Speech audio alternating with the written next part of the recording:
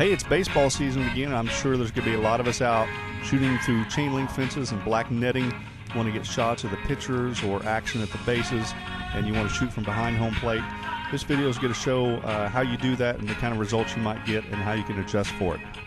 Let's take a look at the fencing and what we have to deal with in this situation. I'm going to be seated on the front blue bench down behind home plate, just to the right of the catcher, approximately where that trash can is in this video, and you'll see what kind of fence we have to deal with, and I'll show you what kind of shots we can get from here.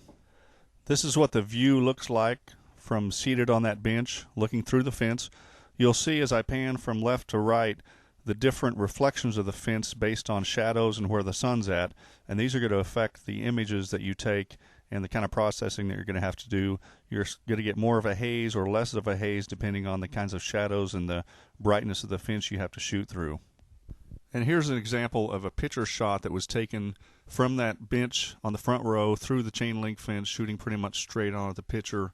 You can see it's got a slight haze to it, but this next photo is going to show with a little bit of adjustment in the curves, you can pretty much get rid of that haze and come up with a usable image. So let's take a look at the before shot, and this is the after. You'll notice now I've moved down along the first baseline towards the dugout. I'm as far as I can go and still be behind this fence. The next position would be on the other side of the dugout where I wouldn't have fence obstructions. But from this angle, I can get action at home, I can get action at third and second base. And let me show you a shot that I took of play at second from this position.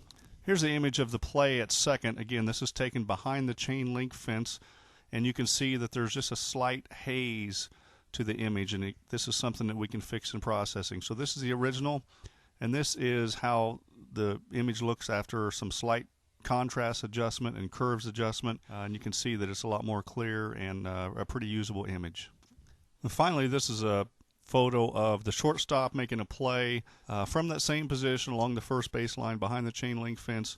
You'll notice this shot seems to have a little more haze to it than the photo from the second base action.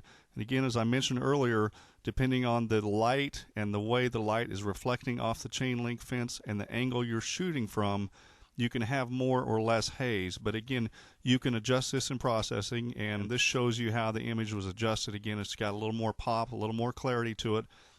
I think that'll about wrap it up for this video. I appreciate you checking this out, and I hope you've got some ideas and thoughts to think about next time you head out to the ball field. Just remember to not let those fences intimidate you and not let them limit you in the kinds of baseball shots you can get. Good luck and keep shooting.